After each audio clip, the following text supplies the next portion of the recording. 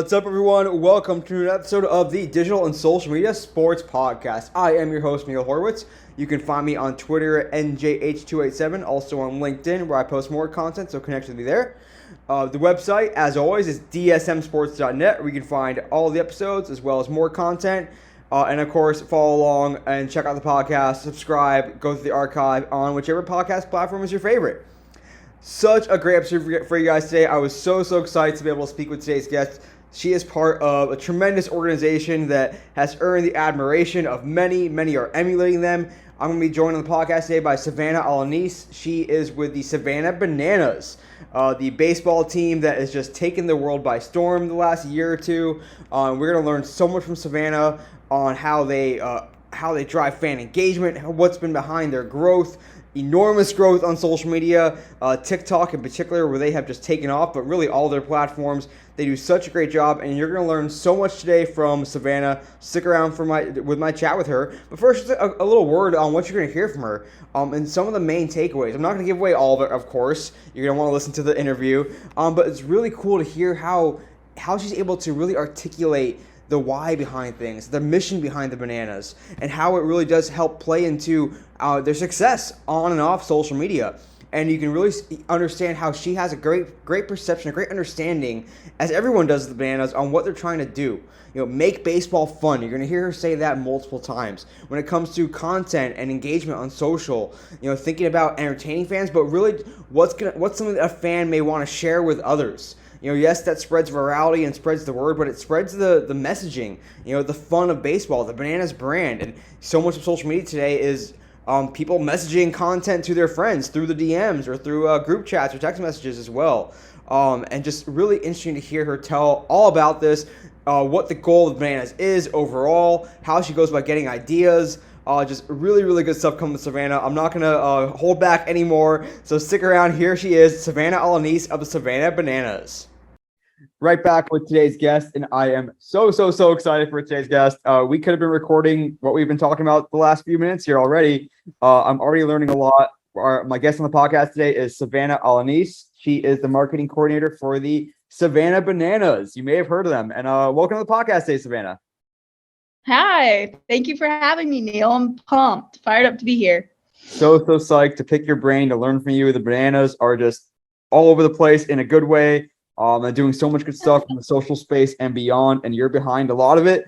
But before we get into the meat of our discussion, we want to learn from you, learn about you. Tell us about your career path. You're still so young in your career, as we were talking about beforehand, but tell us how you got to where you are with the Bananas and any tips for folks that want to do what you do. I got to Savannah on a weird whim. I grew up in Corpus Christi, Texas, which is a small, coastal town in Texas. It's not too small. And it was my sophomore year of college. I was scrolling on Instagram one day.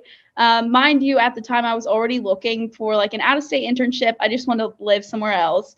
I was scrolling. I was watching stories, and one of my friends who I had a class with and played baseball on the team shared a story, and it was the Savannah Bananas. And being named Savannah, I was like, what the heck is this? So I click on it, and I'm scrolling through, and I see players dancing in kilts and a post about Bananciaga, and I thought it was so funny. So I showed my roommate and told her, you have to see this. And she said, oh, you should see if they have any internships. So I looked online. Sure enough, summer internships for 2020 had just opened up. Applied, went through a month and a half long application process, got the job, moved to Savannah in the middle of a global pandemic, actually. And so that was super fun. While I was there, I got told my summer project was going to be TikTok. And so we had 205 followers the day I got the password to the TikTok. Wow. It was June 3rd, 2020. Wow. And then from there, I kind of not to toot my horn or my own horn, but I crushed it. I think we had 225,000 followers at the end of the summer. Wow. Me and one of the other interns, Alex Marinelli, we grinded on TikTok that summer. And so we had either close to 200K or over. It was awesome. And at that point, I said, I don't want to leave. I'm not going back to Texas.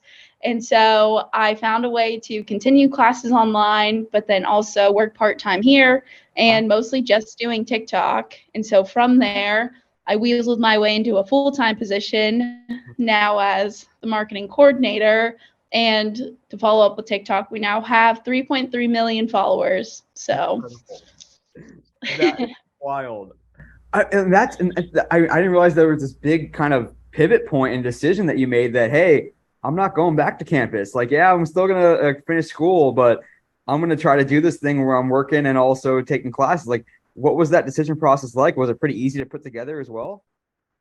Yeah, I think it was in the middle of that summer, and we didn't start games until July 1st. We kind of had a later start to the season just with COVID and everything. And my parents came to visit me at the end of July. And at that point, I knew, like, okay, I've got to go back. I was in a sorority and everything. I was like the vice president of PR for my sorority. And even sorority stuff was online that semester. So I still got to do it then. And my parents came to visit, and I said, hey, listen, I'm thinking about staying. I talked to my academic advisor. He said I could do classes online, and I think I could manage, even if it's just like one more semester, and then I'll come home. And my mom was super hesitant, but she said, like, do what you got to do. Mm-hmm. And so from that point forward, then I just started making plans as to how can I take my classes online, how much can I work at the Bananas, but also manage like a full course load, plus being in a sorority. And it was, I mean, obviously I had to give up some time with friends to do homework or whatever, because all my friends here are 24, 25, like they're done with school. And so it's really interesting how I was working kind of like as a adult employee, 9-to-5 job, but also being full-time in college. Yeah. It was unique, but it was fun. I wouldn't trade it for the world. It was a grind too. It was unique, but so was the entire 2020, 2021 for the whole world. So, super weird here. So I guess before we get any further, give our listeners, for the 1.1% that may not know the Savannah Bananas, I oftentimes will describe them as like kind of like the Harlem Globetrotters of baseball, but it's a little bit beyond that, more competitive as well. So give us the overview, the summary of who the Savannah Bananas are. Yeah, so the Savannah Bananas are a team that exists to make baseball fun. So yes, like the Harlem Globetrotters, but it is a little bit more competitive in the sense of the Bananas don't always win. Yeah. And I feel like Globetrotters, whenever they play the Washington Generals, typically you can expect a Globetrotters W, right? Not with the Bananas. We honestly, truthfully never know what's going to happen. So we can script out games to a point in the sense of, in the third inning with the second hitter, we're going to have a TikTok dance happen before the pitch is thrown. But we can't script if the pitch is going to be a ball or strike. So like there's a difference there. But we did start as a college summer baseball team in 2016 in the Coastal Plain League. Jesse and Emily Cole, they moved down to Savannah, started the Savannah Bananas. Truthfully, the people of Savannah hated the name at first. They thought it was outrageous, told us to get out of town, and we didn't. We stayed. That first season in 2016, we sold out 18 of 25 games. And then from there, we actually won the championship that year. So that was super cool. We got to stick it to those people that said, get the heck out. And we said, we're staying. Then 2017, 2018, 2019 all happened. I wasn't here. So I'm like, it was obviously great, but we kind of changed the way that things happened. We sold out every single game those seasons pretty easily, actually. And we kind of built a name for ourselves in the sense of like the goofy baseball team that likes to have fun. Yeah. So then in 2020, we started testing banana ball. And that was our first real game. We tested it previously with like a college team scrimmage. And it was our first game the Bananas were playing. We split them up to do like a split squad game, and they played banana ball. Mm-hmm. It was the first game in 2020, and it was outrageous. We created Banana Ball to speed up the game of baseball. So rules like there's a 2-hour time limit. There's no walks. Walks turn into sprints. A hitter can advance as many bases as possible while every fielder has to touch the ball.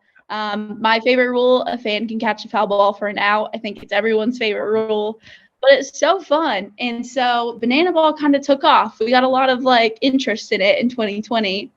In 2021, we decided, okay, like last year was great. Let's do a one city world tour. So we went to Mobile, Alabama, played 2 games there, sold out those 2 nights. And then we were like, okay, we did one city, like, let's see what we can do in 2022. So then also this whole time we're still playing in our college summer league, but also still trying to play Banana Ball. So in 2022, we said, let's do 7 cities. So we went mostly down in the Southeast, and then we went up to Kansas City and we played Banana Ball. And then we also got to play against the Kansas City Monarchs, which is an indie ball team.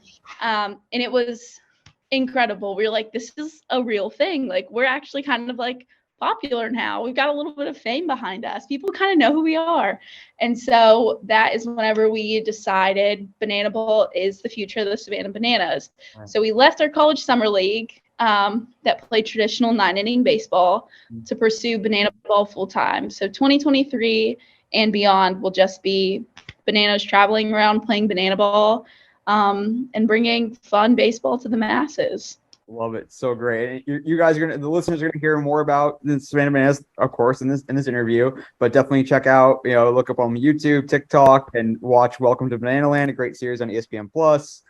So much good stuff there. But I want to talk about the Jesse Cole and his wife Emily. What they've done with the Bananas is truly, they built a brand. You've helped, spread that brand, particularly with those numbers on TikTok, which still astound me.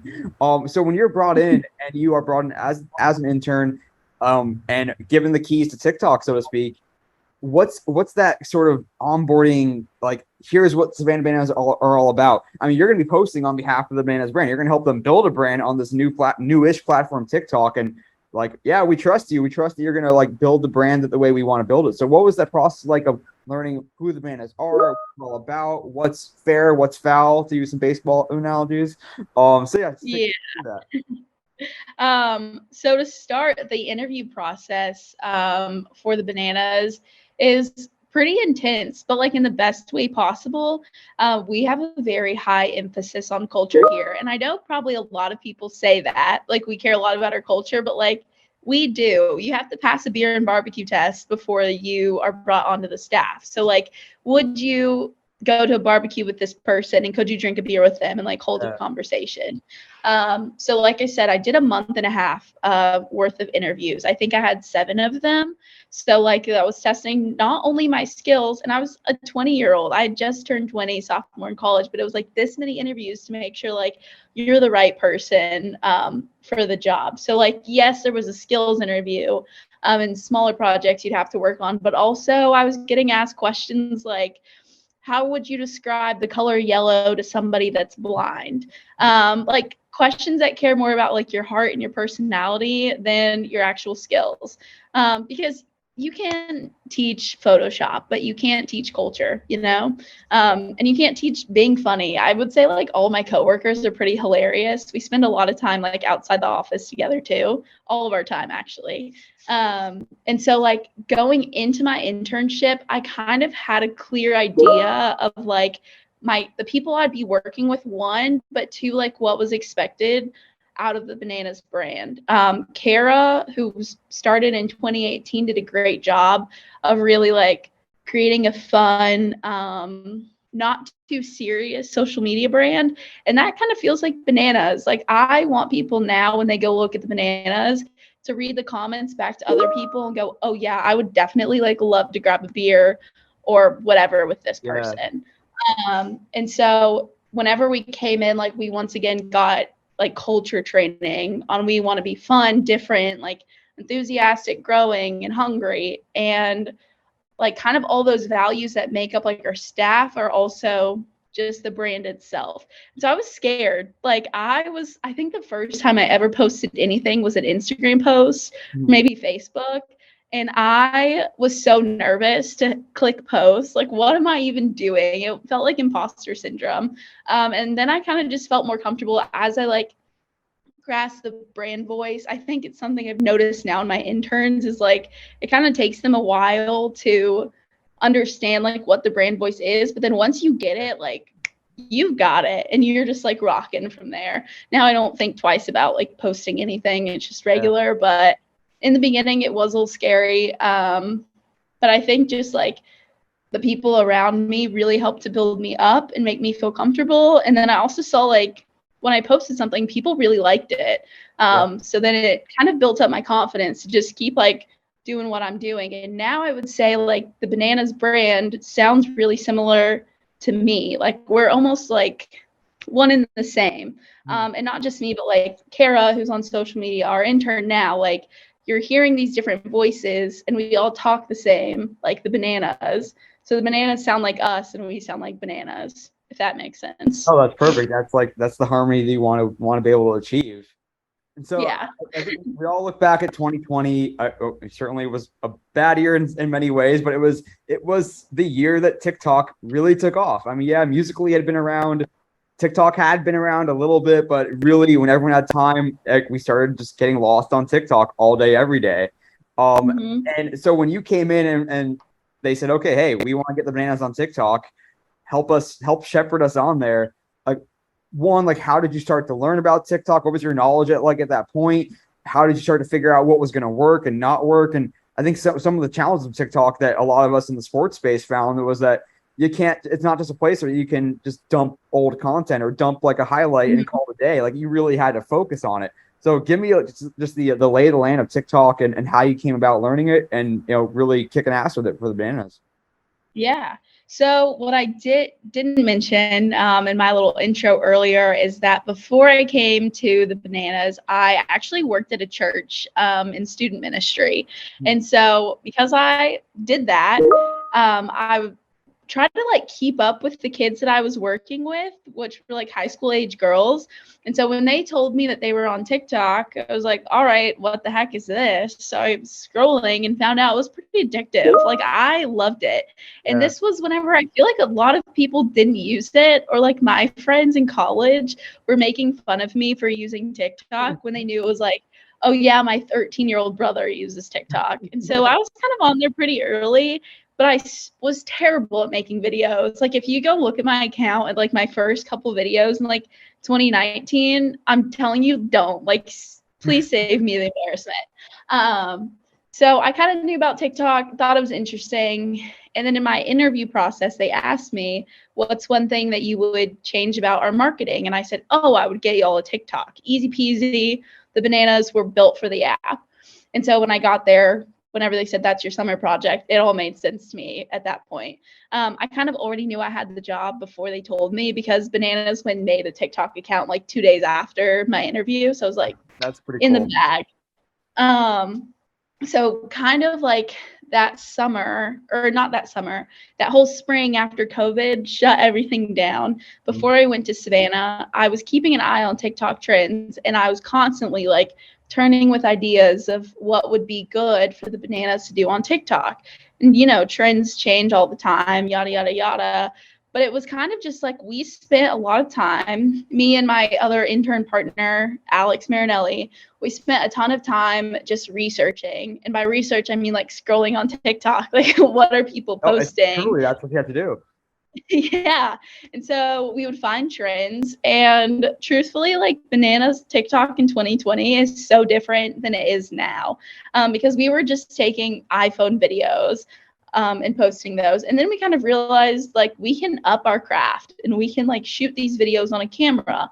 Or now in 2022, we're shooting videos on a camera with a camera crew in a game setting, like in the middle of it. Whereas it used to just be like after practice, we're getting a phone, players are wearing like practice gear and we're shooting these TikToks. So we've really like progressed from 2020 to now. But it was really just trial and error at the beginning. Like this might work, this might not. And we failed a lot before we really succeeded at all. Yeah, and you have to take chances and see what's going to resonate. What were some of those first couple of videos that like really took off? There was it was the pose challenge, and this was super big in 2020. It was like athletes at home were doing it with like their colleges, is what I think I first saw. And it was like a picture from college and then a video of them like going into that pose, and you'd hear like a camera flash. I don't know if you remember that trend. So we did that one, and it was like before season started. And that one got like 30,000 views, maybe, or 30,000 likes. I don't remember. And I think MLB had liked it. And I freaked out. I was like, we've made it. We're famous. Like, who are the Kardashians? Like, we're the Savannah Bananas. So that one popped off, was like the first big one. And then we posted one at, it was a player dance, and we put like a Beyonce song over it, and kind of mashed it up together to make the dance fit the song. And it was a player dance from like 2016. And that one got maybe like 100,000 likes. And I felt like that was kind of like when we took off. Like at that point, we had started posting every single day, and we saw exponential growth. And that summer was just like people everywhere, like my friends from home telling me like, I see you on my For You page. This is so weird. And I felt like the Bananas were like the most famous team in the world. Then like, who are all these other famous people? Like, it's us. That's so cool. I think something unique about TikTok, and you even look at like the ESPN accounts or like the bigger names or like some of the teams, and oftentimes a video can take off and it may have nothing to do with their core brand, so to speak, or the users that are watching it from all around the world in China, in Brazil, in England may not even know what the heck that team or media is. So like when you're thinking about the Bananas and what the perception is of the users, of these millions of people that see your guys' content, like how much of them know who the Bananas are, or know the sport of baseball even, and like what do you want them to think about when they see Bananas content on TikTok? Yeah, we definitely, like I said, we have the sole goal to make baseball fun. So anything that we do or post, we think, how is this going to show making baseball fun? And it's a little bit different now. Our mindset has kind of changed in a sense because we're playing banana ball. Like, we're not playing traditional baseball anymore, but it's still like banana ball makes baseball fun. It takes the long, slow, and boring out of baseball. And so whenever people see the Bananas for the first time, we hope that they laugh their butts off. It's kind of just like when I post something on TikTok, I hope that whenever anyone sees it, that they think it's so intriguing that they have to do exactly what I did the first time I saw the Bananas. They have to go to the account and see more, and all the other things they see make them laugh, and then make them want to show their roommate or their sister or brother, dad, like, oh my gosh, look what this baseball team did. And then it grabs your attention so much that then you have to buy merchandise. Then you have to get on the wait list for tickets. Then you have to post it on your Instagram story. So my hope is that we post something that just pulls you in, even if it's not all the way, but pulls you in just enough to where you have to like, what the heck is this? And then go from there. No, that's really well put. And I want to talk also about getting the players involved. I mean, even going back to before your time with the Bananas, I guess players kind of knew a little bit what they were getting into when they joined the Savannah Bananas. That this is not a team that is your boring old even collegiate summer wood bat league or whatever. But some of these guys are in college, especially before you guys left the CPL, where they're trying to get their shot at the big leagues potentially. So how much that? What have you seen working with players? How much did you have to explain to them what TikTok was early on, and like this is why we're having you do this? And this is why it matters. Like, what was that process like of kind of getting them integrated? Yeah, whenever they come in, and now it's a little bit different because they see the Bananas on social media. Right. So they know what they're getting themselves into at this point. But earlier on, before I even got to Savannah, they had like a culture orientation. And our head coach, Tyler Gillum, did a great job of bringing in players that not only were good ball players and could perform on the field, but also were just good guys, like at heart, and knew that like they cared about their fans. So we had great relationships with like college coaches to bring in these guys that were just stand up, awesome people to begin with, and could play a little bit of ball. So that, like, they came in kind of like already knowing, like, okay, I'm going to be fans first. So anything I do, like, yes, like, I'm going to be great at ball, but then I'm also going to do an exceptional experience for a fan one night, or like make these magical moments. Yeah. So then whenever TikTok came about, obviously not all of them knew what it was.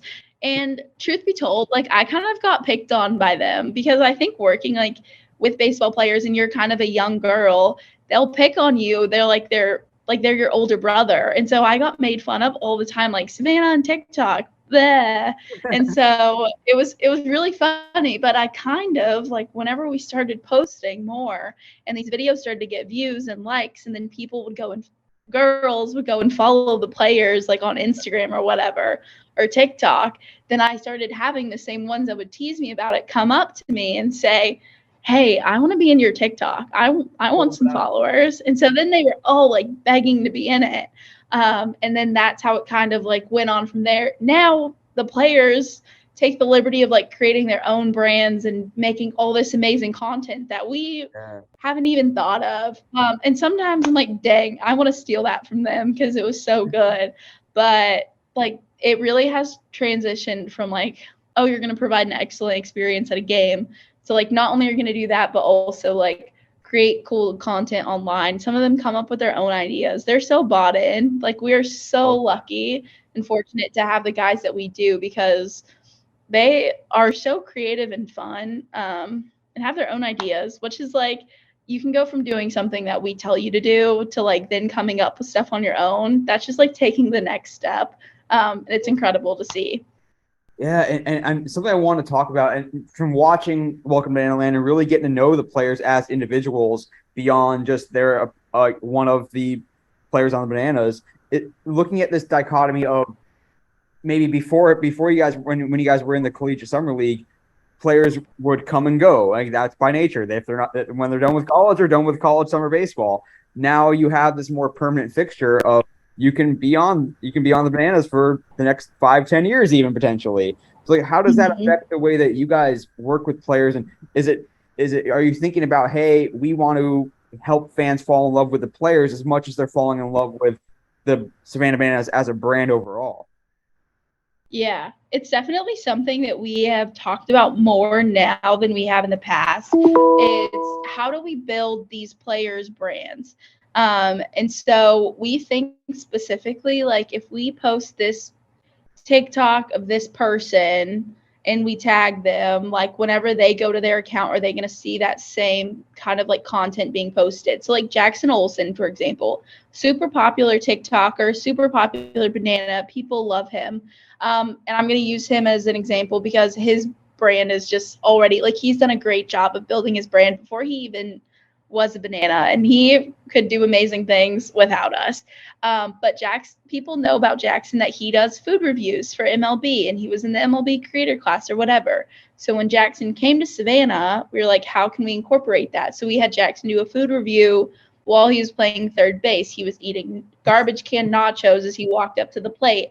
And so like that content is not only like his brand that he built for himself, but like incorporating banana stuff. So it was like just the perfect, beautiful marriage of the two kind of brands. And now our other players, there's certain ones where like we have a rodeo clown trick pitcher, Matt Wolf, and he doesn't have like a big social media brand. He's kind of older, so like, and he's from Oklahoma. He's more cowboyish than he is like social media guru. But people know, like, they see him online and they know who he is because they see his overalls and like they see the like weird looking bandanas he's got on him. And so like people know these brands now. They're not brands, they know the people. So yes, we focus on building up certain players as characters in a sense. No, I mean, it just increases the ability for fans to connect, and it's another connection point, another way for them to fall in love with the team. And I want to touch on, we have a few minutes left here with Savanah Alaniz, marketing coordinator for the Savannah Bananas. I can keep you for all day, every day. But we'll try to get through a few more things here before we get to the shareable stat. And I want to talk about kind of that not moment or transition, but as the Savannah Bananas became this national and international brand really that's known around the world now. Like how that started to infiltrate what you guys do from a marketing, from a social media and fan engagement perspective, knowing that kind of like I touched on a little bit before we started recording is a lot of your fans, a lot of these millions of fans that you guys are reaching may not ever see a game, may not know what baseball is or banana ball is. I mean, they're going to learn it eventually. But like, how does that, when you're thinking about the goals of what you're trying to accomplish on social, yes, we want to make sure that we sell out the banana ball world tour, but what else can you do? What's next with all these fans that you're now reaching? What does success look like for you guys? Yeah, I think we want bananas to be global. Like, we want every single person to know the brand. So whenever you're walking on the street and you see an LA Dodgers cap, like, you're going to know exactly. Like, you're going to see the L and the A on someone's head and like recognize the logo immediately. So like the bananas logo to be just as like the Braves. So I don't know, for it to just be super popular. The game, yes, but they can share the video online with the TikTok or whatever online with their friend. And then maybe that person is in a city that we're touring to, and then they can go attend a game where they like the team. They can buy merchandise. They think it's funny. I think it's cool. And also just like kind of showing people that baseball is fun, like reaching a different audience of baseball fans. Clearly, like, we live in a TikTok world. I'm 22. Like, I lose attention very quickly. I love watching traditional baseball, truthfully. So like, I can sit through a 4-hour baseball game, but like most people my age wouldn't. And they'd go strictly for the beer. So like, how can we reach a new audience of not only like ticket buyers, but just people in general, baseball fans and non-baseball fans, to be like, hey, baseball is cool. Baseball is fun. And how can we bring some of that into Major League Baseball even? I know Bananas will never be a Major League Baseball team, but how can we get like these MLB players to make it a little bit more fun and entertaining? Because we love the sport. Like, we want it to like keep growing and bringing joy to people and like reaching people that baseball wasn't able to reach before. So I think that's kind of like the big goal, is like continue making baseball fun. And then obviously, like, we want everybody to know about the bananas. They should. It brings a smile to your face.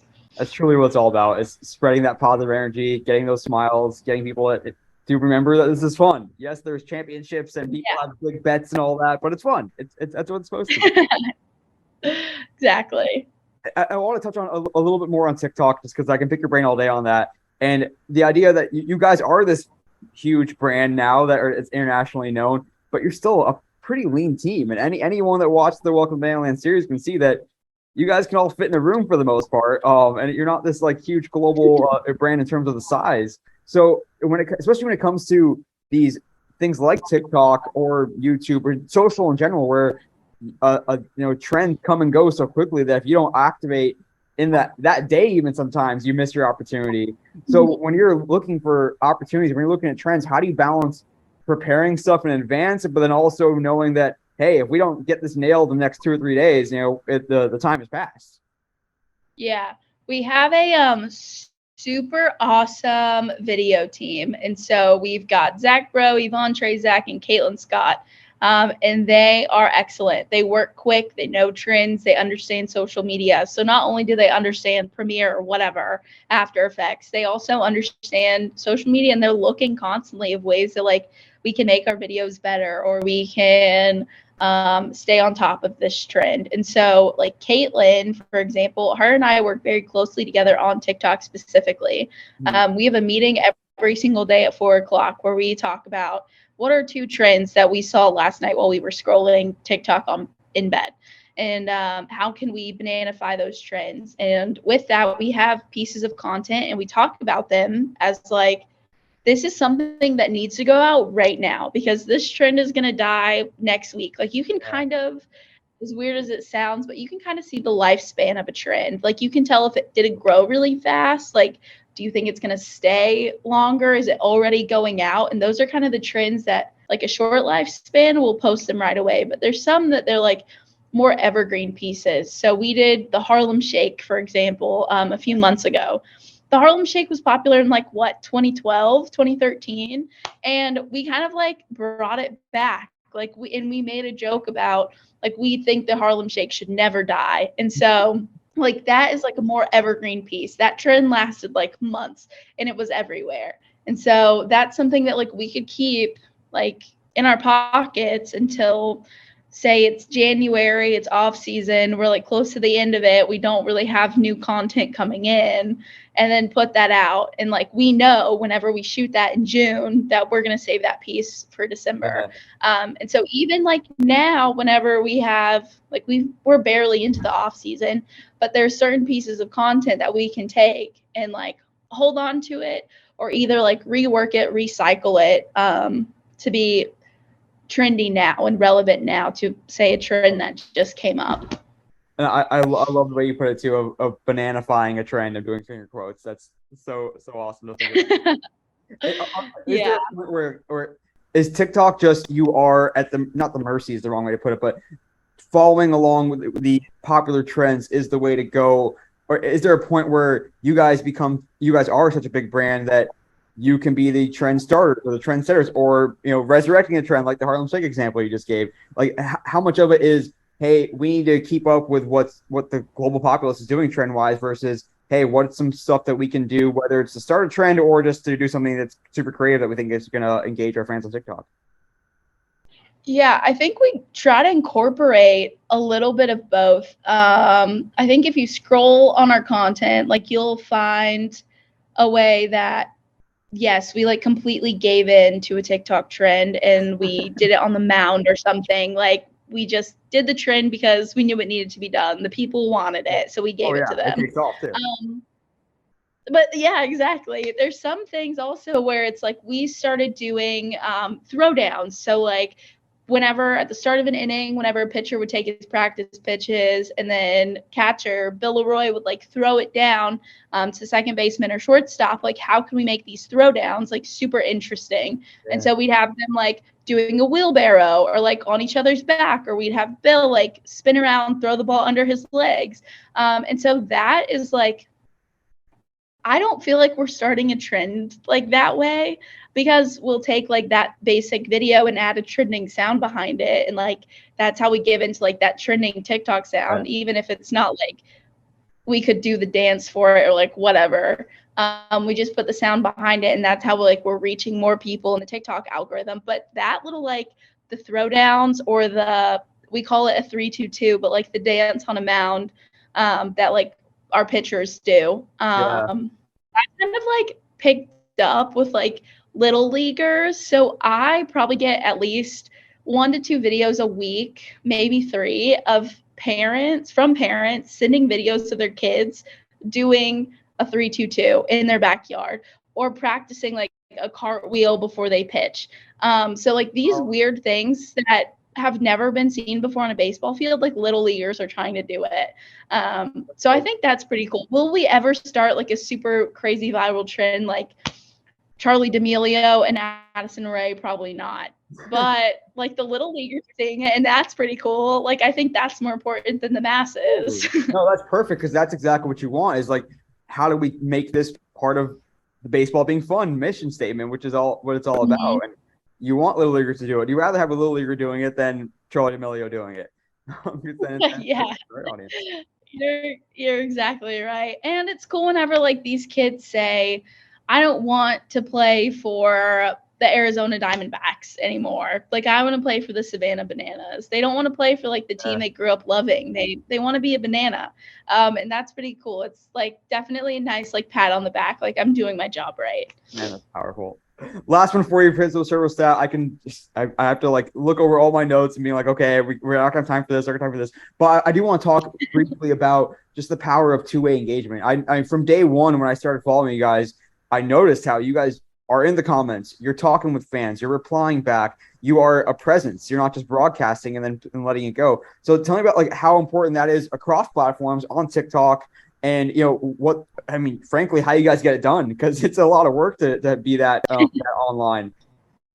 Yeah, we that was one thing I learned when I came in, was it's super important to respond to fans. So we used to try to respond to every single comment. Now it's just kind of like gotten ridiculous, out of hand. We can't respond to everyone, but I can guarantee if you DM the Bananas something about merchandise, or like, what's up, Bananas, my boyfriend broke up with me, or like, my friend is being rude, whatever, like, or today's my birthday, you'll get a response. And it'll either be from me or Kara, or one of our marketing interns. And we have one marketing intern a season, really. So there's 3 of us. So you're asking how we get it done. There's 3 of us that really get in the trenches and get in there. I will say that I spend probably like 2 hours of my day every single day just responding to DMs or comments.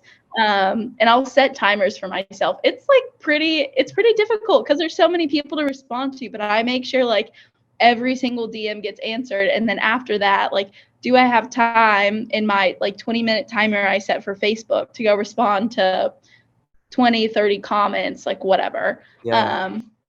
And so it is a lot, but it's fun. It's worth it. And it also like shows people that it's not just a robot like behind the screen.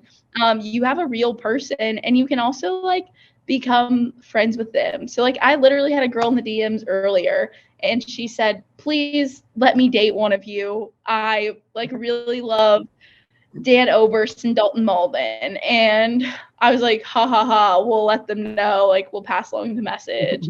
And she said something else, and I was like, as a friend of, I just started talking like myself, and I was like, as a friend of Dan, like just slide into his DMs, like he'll definitely like take the bait.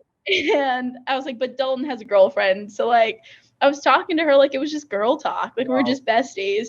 And she thought it was so funny. She even said like, oh my gosh, me and the Savannah Bananas are best friends now. But like, she has no idea it's me.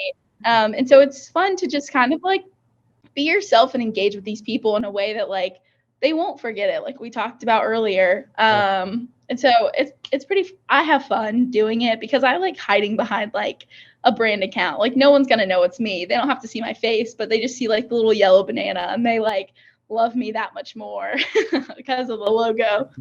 No, it's so powerful, and I mean, it gives me goosebumps just to hear you say like the idea of a fan thinking I'm best friends with insert this team, and it's something that we can all take away from no matter whether you are running social for a team, a brand. If you can aspire to having your fans, your customers, whatever, feel like they're best friends with you, that's everything. That's what you got their heart then. Yeah. Well, Savannah, we're going to have a video coming up in our Guineos segment. I'll explain what the hell Guineos are in a moment. But first episode shareable stat coming up right now.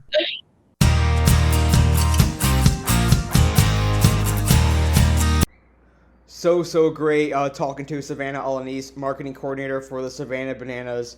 Highly recommend checking out Welcome to Bananaland as well. We're going to hear a little more about that in our next segment with our quick hitting questions. But before we get to that segment called the Guineos segment, I'll explain what that means in a moment. We have this episode's shareable stat. And this episode's shareable stat comes from a recent press release and story from Major League Baseball. You know, we're talking about making baseball fun and making baseball appealing to the next generation of baseball fans. And we heard a lot of good stuff from Savannah about what the Savannah Bananas are doing there. But this episode's shareable stat comes from this recent story, again, written by Major League Baseball. I'm going to throw a few stats at you. First is that 71% of the followers for them on Instagram, for MLB, the MLB account on Instagram, are under the age of 35. And they compare that to the overall user base for Instagram, which is 61% is under the age of 35. They share similar stats when it comes to Twitter and Facebook as well. And it's not so much to parade around the MLB is doing well, relatively speaking, when it comes to reaching that younger fan base on those social platforms. But it's also just the way that they are approaching this measurement and this reporting of results that they can be proud about. And it speaks to the greater idea of goals on social media are more than just engagement, and to think more strategically about what we're trying to do here, what you're trying to accomplish here, and the success stories that you can tell, because there are a lot of success stories that you can tell from a good, sound, awesome, well-executed, thoughtful social media strategy. Yes, oftentimes it comes down. We think about the scoreboard of engagement, of how many interactions are we driving, video views, follower growth, and that means something, sure. But if you only stick to those metrics, you're doing your organization a disfavor. And to think about how MLB looks at it here, yes, they I'm sure they have great numbers on overall engagement growth and follower growth and all that good stuff. But to really think about what are the goals of the organization as a whole beyond just the shallow vanity metrics of engagement, relatively speaking, and it could be to reach a younger fan base in this case, which MLB is doing. It could be to reach a more diverse fan base, and there's ways to measure that as well. You may have more specific goals on reaching a certain locale for your organization, or trying to grow in another country, or trying to grow in, again, another social demographic platform, or trying to grow a certain revenue stream, or trying to collect first-party data. The goals of social media go so much beyond just your straight engagement metrics, and I love the shareable stat because it allows me to go off on this subject. Because too often you think about presenting those results at the end of the quarter, at the end of the season, at the end of the year to your bosses, and it's here's our engagement, here's our straight up video views, without putting more context behind it and tying it to truly beneficial and truly important organizational goals. So that's the social shareable stat. Hope it gets you thinking a little bit. Again, it's I'm going to use the 71% of Major League Baseball's followers on Instagram are under the age of 35. And interesting too how they compare this. They compare this to not necessarily the sports average or the pro sports average or anything like that. They compare it to the average of Instagram overall. And that's 61% under the age of 35. Excuse me. But more importantly, before I lose my voice again, stick around to hear more from Savanah Alaniz of the Savannah Bananas. Right back from this episode's shareable stat, I am joined once again by Savanah Alaniz. She is the marketing coordinator for the Savannah Bananas. And Savannah, you kicked ass in the interview. Are you now ready for some guineos? Let's get after it. And for the listeners who are like, what the heck is a guineo? It is the word to describe an unripe banana. So just to describe, there are quick hitting questions. We have guineos. And also you'll see some of the youth players in the banana system wear green jerseys, I think, to show like they are the unripe bananas, which is like the cutest thing ever. Yeah. Unripe. Also, like, first game of the season, we're not quite ripe yet, so we wear green jerseys. That's so great. All right, number one for you, Savannah. This is going to be a tough one. Tell me the most memorable experience involving a fan or fans in your time so far with Bananas. In the 2022 World Tour in Daytona Beach, I was tweeting on my laptop on the sidelines, and I heard fans whispering behind me, "Is that the social media girl?" And I was kind of like egging them on, like ignoring them just a little bit so they would be like more intrigued. And then they got a notification that I had tweeted and they were like, "Oh shit, that's her." And so then they tweeted something at me. I tweeted something back and was like, "Hey, I'm super thirsty if you want to bring me a water." And so they brought me a water. We ended up like exchanging like actual socials. We talked for the longest time. I was about to just like give up on working for the night and just chat with these guys, grab a beer with them. They were so funny. And so now I think they just tweeted at me like 2 weeks ago and said like, "Hey, we saw you on Banana Land. You're famous now." And so it was cool and it's been like almost a year since that's happened. So it was pretty cool that they like got to see my face while also seeing the brand like on my laptop. And they also told me that they found the bananas on TikTok. So it was a very like full circle moment. Yeah, and we get lost oftentimes that in this world of usernames and handles and social profiles, and you forget that these are real life relationships that you're forming, and it's so cool to have that experience. Yeah, absolutely. Number two for Savannah, you kind of alluded to this in your last response, but tell me, like, when Banana Land came on, Welcome to Banana Land, the series on ESPN Plus, what was it like seeing yourself on TV? And like tell me about that. Oh gosh, it was so cringe, actually. Like, I have always said I don't want to be famous. And that's what I love about being at these Sav Bananas is I don't have to be famous. But I get to make this like logo, this little yellow banana logo famous. And it's super cool to hide behind it, truthfully. So I was so nervous when the show came out. Like, now people are going to know, like they're going to see my face when they see the Savannah Bananas comment to somebody. They're going to know it's me like being a little bit snarky in the comments or like talking in like a customer service voice online. And I'm so embarrassed. But it was really funny to like see everyone. And when I would like whenever we would watch the episodes together in the locker room, we would be like, oh my God, there's Kara, or like, there's Caitlin. And so it was like super funny because we all kind of feel like little celebrities now, even though we're not. But I will say I've gotten like randomly recognized in like the Austin airport. I was flying to Hawaii, had a layover in Austin, and was on like an elevator. This guy saw my backpack and he said, "Go bananas." And I like turned around and I said, "Go bananas." And he goes, "Oh shit, you're the girl. Like you're Savannah." Goodness. And I was like, "Yeah." And it was like just a really cool experience. Nobody else on the elevator like knew who I was. And I was like, "Don't worry, guys. Like I'm like a Z-list celeb." But they thought it was funny. So it was definitely interesting to go from being like somebody that people knew but didn't know it was me, you know? Like people knew who the bananas were, but they didn't know who I was. And now if you've watched Banana Land, like you know who I am too. So that's interesting. That's so cool. I mean, I can just imagine like if 40 or 50 years from now, you can show the grandkids, this is me when I was in my 20s, like doing the bananas. Oh my gosh, that's gonna be super interesting to like go back and show them. Also because it was in like, I think we started shooting in like February is when we had tryouts, and that's like what in the beginning episodes. And then it didn't come out until August, and I was in the process of like going blonde with my hair at the time. So like my hair progressively gets lighter like throughout the show. And like now my hair is so much lighter than it was in the show, which is like complete side note. But I was like, oh, like TV is so weird, like how that works. Yeah, people like asking you questions or talking about things that you're like, yeah, that happened to me like 6 months ago, but yeah, sure.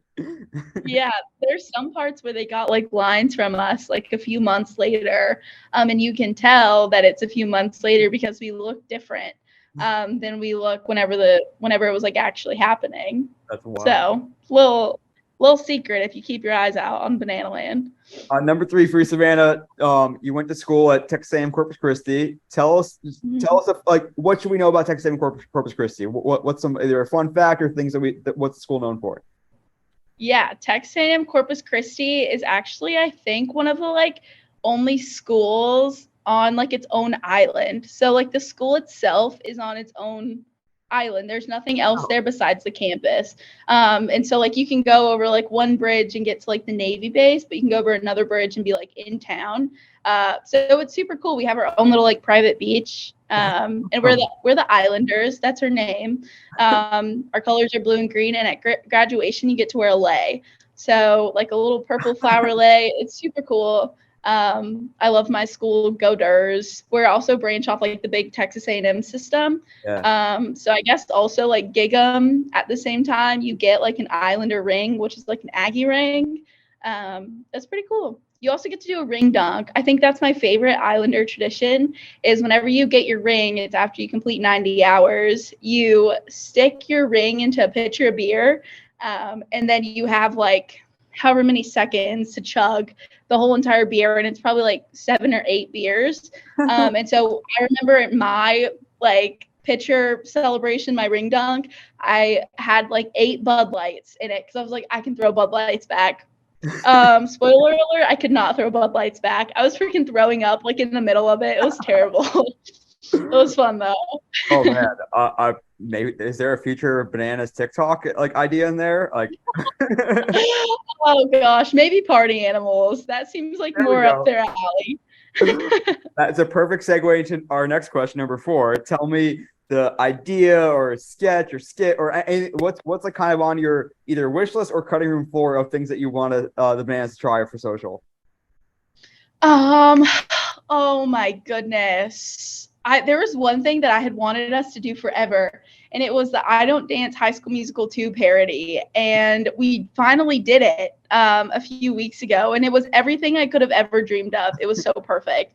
But one thing that I would love to see the party animals do, which is, you know, part of the Bananas, but I would love for them to do like a beer snake at some tour stadium that we go to that has like super high up, like multiple levels of seats.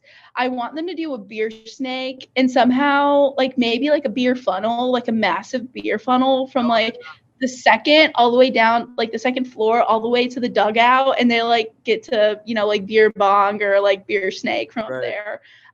I think it would be incredible. Like, that is so freaking cool. Ooh, So I I'll be love that. praying it happens one day. I look forward to seeing it on my feed one of these days.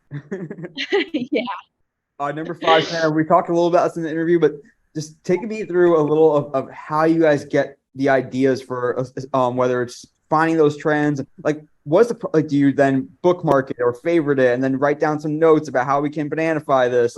Like what's that process like of getting inspiration for executable ideas? Definitely a lot of scrolling. I call that my research. I do spend like a certain amount, anywhere from like 15 to 20 to plus, depending on what I have for the day. Just minutes of my day, just scrolling, saying what people are saying on Twitter about certain things, or TikTok. What are the sounds that people are using, or Facebook, even like what are the PTA moms up to these days? And so then I kind of figure out like, all right, this is what the people are talking about. So I have a long running list. I have a note in my phone, and then I also have an Excel sheet. And then also I bookmark a lot of tweets. I bookmark a lot of TikToks to go back to, but I typically add links in my notes.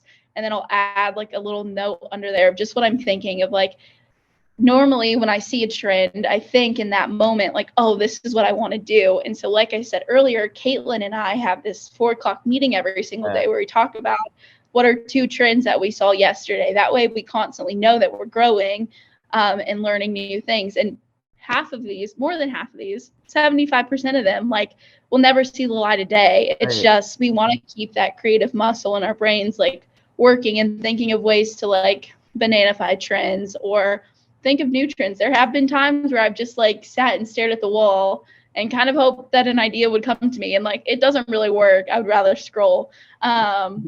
But yeah, there have been a couple of times where I've just had to like sit and look at the sky and kind of like wait for something to come to me.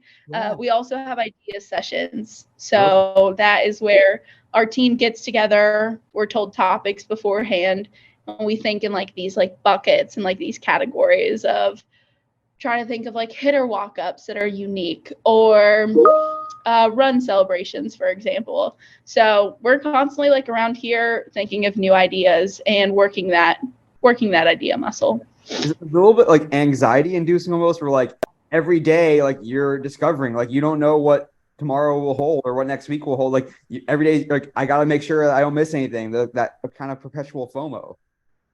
Yeah, it really is. I will say, like, when I was on vacation last week in Hawaii, I was so scared to come back because I didn't have a lot of time to spend on my phone. I didn't know what people were talking about. I still feel like I'm behind on the trends. Like, I didn't know there was a hurricane hitting our neighboring state because I just wasn't on social media.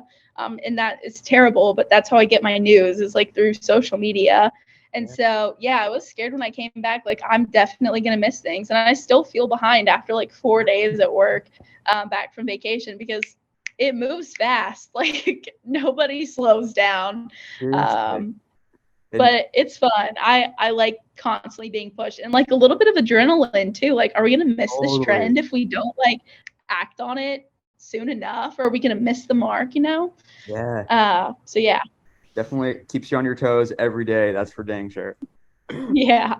Number 6, before we getting toward the end here with Savanah Alaniz of the Savannah Bananas. I love this question. Tell me the number one thing you've learned so far from the owner of the Savannah Bananas, Jesse Cole. Oh, Jesse Cole, what have I learned from him? Oh my gosh, so many things, actually. He is kind of the reason why I feel like I can push the limits and like step over a boundary. Typically, you don't have owners of teams, $1 million teams, $1 billion teams telling you like, hey, like, break the rules, do this crazy thing. Like, you see the line, now go a mile past it. You don't have team owners telling you that. But Jesse gives you the confidence that you can do that. And like, it's okay to fail at the Bananas, because if you don't fail like a couple of times, then how are you going to know what works and what doesn't?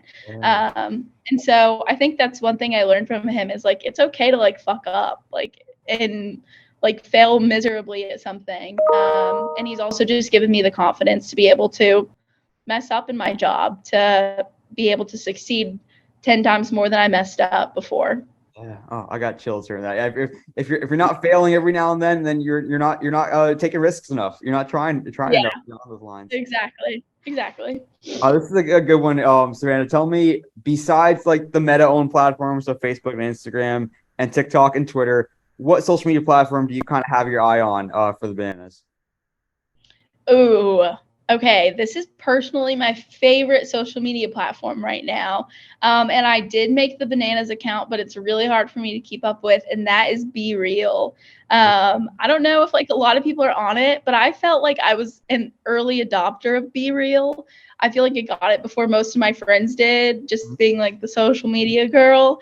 And it's my favorite app because I love like when people on social media can be very like genuine and organic. Yeah. Because that's something that like I feel like a lot of people just fail to use. There's so many like editing apps and filters and yada yada yada, and like everyone uses them. But Be Real, you just can't do that. Like my pictures that I post on there are like so ratchet. Like I just am like laying in bed. Like people think on Instagram I live this like cool, glorious life, but really like my Be Real last night was like me, no makeup on, hair in a messy bun, like making fish tacos. Like it's nothing glorious at all. So I made the Bananas account. It's on my iPad actually. So whenever it goes off, and you got your 2-minute timer and I'm at the office, so I'll like throw my iPad to a player, whoever's around, and like take this really fast. But that's my favorite app. TikTok has a new like addition to their platform. TikTok It's called now. Now. Yeah. Yeah. I'm not a fan of it. Honestly, like I'll probably never partake in Now, but I love Be Real. So I think that's one that like people should keep an eye on. Chipotle has a Be Real, and Totally. sometimes they post like codes. Like if you use this code right now, first 50 people get like a free burrito bowl. So I think that's an interesting way to use the app as a business owner or Yeah. brand account. I mean, I have tons of follow-ups. We can go in on Be Real strategy. That will be part 2 of our podcast one of these days, Savannah. It's super. I love that. Number 8. This is my favorite parts of every podcast. We get to ask our food question, and so I want to know the best meal that you got to have on the Vanland World Tour. Like, tell me where it was, what was it, where'd you get, or what was it? Yeah. Oh my gosh. Okay. This like instantly came to mind. I do have to say that while we were on tour, we had so many like Jimmy John sandwich platters because it was just like really easy to get. So I'm like kind of sick of Jimmy John's now, but I also randomly like crave it. But best meal we had, we were in Kansas City, and I remember it was like a little bit chilly this night. And like after the game, we all went and sat down, like had player meal or whatever. And there was this like mac and cheese corn. But it was like kind of spicy. I don't even know how to describe it, but it was like some restaurant in Kansas City had it. It was definitely corn, but it was like cheesy but creamy. I don't know. And it was just like the best thing I've ever had. And also we just had like barbecue, like good barbecue. And after working like I don't know, from whatever time, 9 or 10 o'clock that morning to like 11 o'clock that night, it freaking hit the spot. It was so good. And we had like some local beer to like wash it down with. Like I love craft beers. It was Yeah. perfect. Like I wish we could play in Kansas City all the time just for like that corn. Oh, next time the band's playing Kansas City, take me with you. I want some good barbecue and some cheesy corn. Yeah.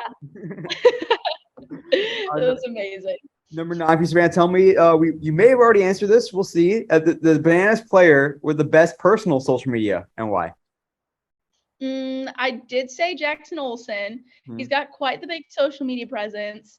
One player that I like to follow, and please don't make fun of me for this. Like, if you're listening to this, or like you're one of my friends and you're listening to this, please don't make fun of me. But Dalton Malden, and I'm saying this because he is a great friend, like to begin with, but also he's a singer-songwriter, great guy, lives in Nashville. He also wrote me and the marketing team a song when we hit 1 million on TikTok. So that was super cool. But he's just like genuinely like a sweet guy, and he posts like photo dumps on Instagram, and like his content is like, I wrote this new song and like I'm scared to show the boys, and he's in the locker room and like he's just listening like on his AirPods. It's really funny, but like it's cool to follow his journey of like trying to make it big as a singer-songwriter, but also being a banana. Love Dalton Malden. Give him a follow. I think it's at Dalton Malden or Dalton Malden 5. Super cool guy. Definitely check him out. It was cool seeing him perform a little bit on the Banana Land series as well. Yeah. Last one for you, Savannah. I tell you, you get to bananify one other sport. What's the other sport that is most ripe for that bananas treatment? I don't know. I will say I grew up playing soccer, so I wish you could bananify soccer, but I also just like love the beauty of soccer that I want to leave it untouched. So I'm going to say NFL. I think like those guys are like, I mean, you've got to be like a little bit goofy, silly, and weird. Like if you're gonna run around and like tackle other like 300-pound sweaty men. No offense to NFL players, but like I think they could really get a kick out of it if they're like. I think NFL could use a bananify little session, and I think they would love it too. Saw the recent announcement about the new Pro Bowl, and Peyton Manning and his guys are trying to make it more fun. So give the bananas a call again, and they'll give you some ideas. Peyton Manning, shoot me a DM. Let's talk. All right, Savannah, you kicked ass in our Guineos segment. Now your chance to take over the podcast and tell us your social media all-star to follow. Just tell us who they are, what platform they're on, and why they're following. Oh my gosh. Okay, so first off, at the Sav Bananas on all platforms. No Clearly doubt. The best social media account. Other accounts that I like to follow, I love MLB Cut 4. Yeah. I think it's a super funny way. Like, I think MLB should invest more into Cut 4. It's a fun account, has great reach, super trendy and relevant. They're just a good follow. Great follow. Who else do I follow on? Let's see. On TikTok, there is Fibula, that one guy. He like doesn't have eyebrows, but I found him like during COVID times and he just cracks me up. Twitter, I love Astros baseball. I think like whoever just recently took over Astros social media is like hilarious. And so I'm definitely like saving some of the tweets. Like, oh, I could definitely like make this more generic for bananas. Super funny. So like Astros baseball tweets been popping off recently. And then follow Dalton Malden on Instagram. He'll be my Insta shout out along with MLB Cut 4. And then we have to ask. And then how about you? Where can we find you? My personal social media, you can find me on everything from Facebook, Twitter, Instagram, TikTok at Alaniz, SAVALANIZ as in zebra. Well, Savannah, cannot thank you enough for coming on the podcast today. Definitely check out all things Savannah Bananas across social. They do a tremendous job. So much to learn from and inspire, and really appreciate you giving us some of your time, your energy, your knowledge today on the podcast, Savannah. Yeah, of course. Thank you so much for having me. I had a blast. We'll look forward to seeing the next Banana Ball World Tour and having some more fun along the way, making baseball fun. Of course. All right. See you later. So great speaking with Savanah Alaniz, marketing coordinator for the Savannah Bananas. Just delightful to talk to. She really is good at her job. She's still so young in this industry, but she gets it so much. Learned a lot about her process, about TikTok, and just cannot thank her enough for sharing her time, her wisdom, her insight, and look forward to continuing to watch her, the Bananas, and where they all take this thing, because it's only getting bigger and bigger with the Banana World Tour, which was recently introduced the next dates for the upcoming 2023 World Tour. So definitely want to check that out as well. But that'll do it for this episode of the Digital and Social Media Sports Podcast. Thanks again for listening. As always, I'm your host, Neil Horowitz. You can find me on Twitter at NJH287. Connect with me on LinkedIn, where I post more content. Visit the website, dsmsports.net, for more episodes and content. And, of course, check out the podcast. We'd love for you to follow and subscribe on your preferred podcast platform. Until next time, this is Neil Horowitz signing off for the Digital and Social Media Sports Podcast.